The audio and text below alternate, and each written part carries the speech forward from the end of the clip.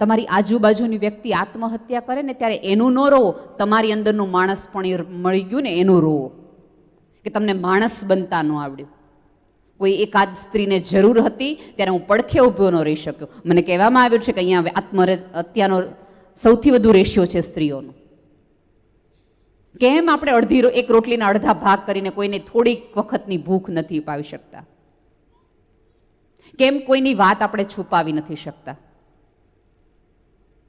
અને સોશિયલ મીડિયાનો જમાનો છે, અલગ અલગ પ્રકારના કોમ્યુનિકેશન્સ થતા હોય.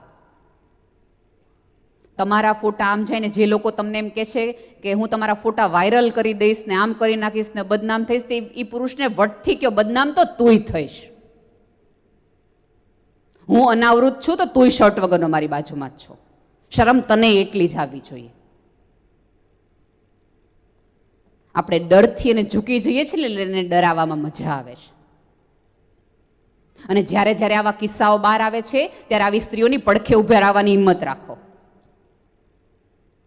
કે પ્રેમમાં, લાગણીમાં ક્યારેક આવી ભૂલ થઈ જાય. આ જગત છે, આ તકલીફ, આ સભ્યતાની એ જ છે કે પુરુષને 100 ભૂલ કરવાનો અધિકાર આપે છે, સ્ત્રીને 1 ભૂલ કરવાનો અધિકાર પણ આ સમાજ આજે નથી આપતો. મને તો એ રીતથી, માફ કરજો, એ રીતથી કે તમારી પત્ની ની નામી નીકળતી હોય, જેની સાથે તમે જિંદગીના 20 વર્ષ 30 વર્ષ જેનું પડખું સેવ્યું હોય, જે સ્ત્રીએ તમારી માટે ઉજાગરા કર્યો, જે સ્ત્રીના રૂવાડાઓ થકી, જે સ્ત્રીના સંઘર્ષ થકી, જેના સ્ત્રીના ગોઠણના ઘસારા થકી તમારું ઘર ઉજળું થયું હોય, એ સ્ત્રી શમશાને જતી હોય, 3 જણા તમને રોકે કે તારે શમશાને ન જવાય ને તમે ઊભા રહી જાઓ, એમાં જ તમારું બધું વયું ગયું. જસ્ટ એકાદ માટે કે તું શમશાને જઈશ તો તું પછી પરણી નહીં શકે. તરત ગોળ, અરે તમને ગોળ ગળે ઉતરે હેનો, તમને ચાંદલો કરવા આવે તમારે મોઢું ફેરવી લેવું જોઈએ. અને આવું બધું સ્ત્રીઓ કરે ત્યારે તકલીફ થાય છે. ત્યારે એવું લાગે કે કોઈક સ્ત્રીની બાજુમાં નથી ને, એટલા માટે આ હિંમત થાય છે. તમે ક્યારેય કોઈ પુરુષને એકબીજાની ઈર્ષા કરતા, એકબીજાના સુખનું વલણ કરતા તમે ક્યારેય નહીં જુઓ. તમે જુઓ કે કોઈક સ્ત્રીનું સન્માન થતું હોય અથવા કંઈક થતું હોય તો આપણે 4 જણા એમ કે હવે એમાં હું ને શાકની લારી કરી, એમાં બધાય કરે જ છે ને, આપણે આ વાક્ય કરીએ. એકાદ પુરુષનું સન્માન થતું હોય ને તો બધા પુરુષો તાળીઓ જ પાડે. કોઈ દિવસ એમ નહીં કે આણે ગાડી લીધી છે ને તો આપણે ગાડી લેવી જ છે, એની પાસે રિલાયન્સના શેર છે ને તો મારે ટાટાના લઈ લેવા છે, દેખાડ દેવું છે. એણે 100 વારનો પ્લોટ લીધો છે ને તમારે 200 વારનો પ્લોટ લીધો છે. એ ક્યારેય કોમ્પિટિશનમાં નહીં પડે. એ હંમેશા પોતાની પાસે જે છે ને એનો ભરપૂર રાજીપો છે, એટલા માટે પુરુષ આગળ છે. પુરુષ છે ને એ અરીસામાં નથી જોતો, એ આવતીકાલમાં જોવે છે. અને આપણે સતત અરીસામાં જોયા રાખીએ છીએ આપણા બાહ્ય શરીરને, અને એકાદ ધોળા વાળ માટે આપણે ડિપ્રેશન આવી જાય છે. હવે બધું પૂરું. કોઈ અહીંયા લગભગ, અરે માતાજી તમને જાજા વાળ દે, પણ ઘણા બધાના નથી. તમને ક્યારે એવું ડિપ્રેશન આવતા કોઈ પુરુષને જોયું છે કે હવે એનું પેટ વધી ગયું ને બિચારા બહુ દુઃખી છે, કે એના વાળ ઓછા થઈ ગયા ને એટલે એને ડિપ્રેશન આવી ગયું છે, એને મજા નથી આવતી?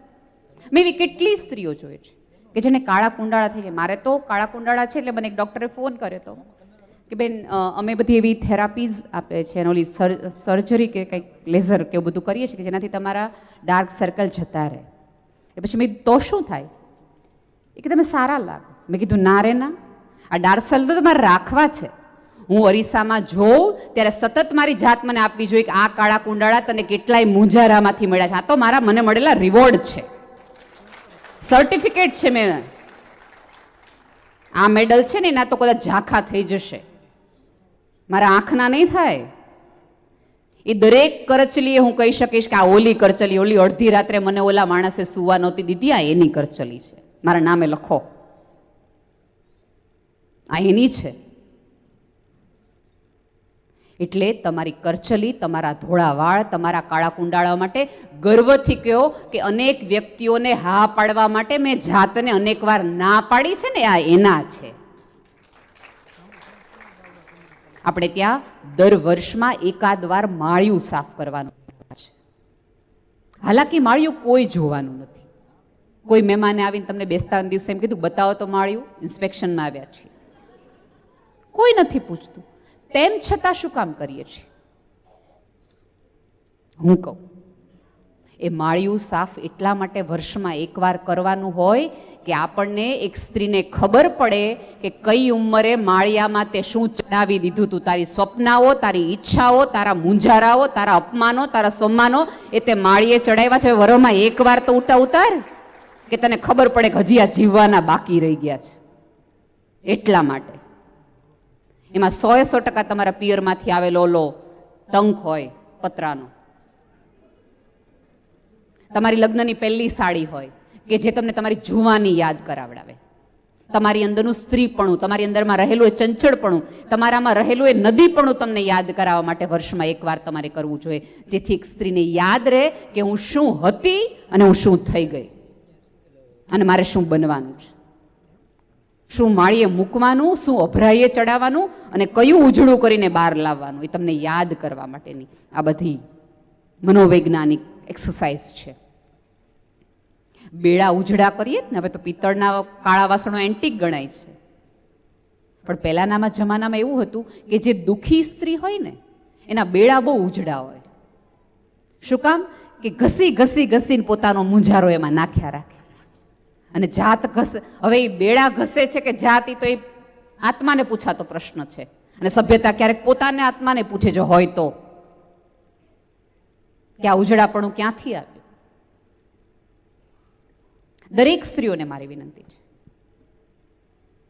કે જ્યારે ઘરની બહાર નીકળો ને, હમણાં જ એક જગ્યાએ મેં સવારે વાત કરી કે દરેક સ્ત્રી માટે એવરેસ્ટ ચડવો ને એ સહેલો છે, પણ ઘરનો ઉમરો હિમાલય જેવો ઓળંગવો ને સૌથી અઘરો છે. કારણ કે જેવું પગ બહાર મૂકીએ ને પહેલા પગલે બેકગ્રાઉન્ડમાંથી અવાજ આવે. નહીં, બહાર નીકળતી વખતે 100 વાર વિચાર કરજે આ ઘરના બારણા બંધ થઈ જશે.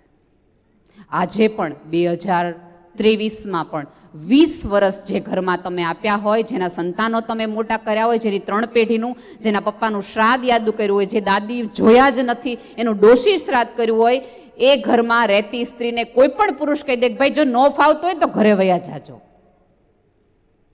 મને જ્યારે કોઈ એવું લખવાનું આવે ને સરકારી કાગળોની અંદર કે તમારું કાયમી સરનામું લખો, ત્યારે સેકન્ડ વાર માટે પેન ધ્રુજી જાય. છે કોઈ કાયમી સરનામું જે હું લખું? નહીં. એ તો ઊભું કરવું પડે. હવે કિંમત ચૂકવવી પડે અને મૂલ્ય કમાવવું પડે.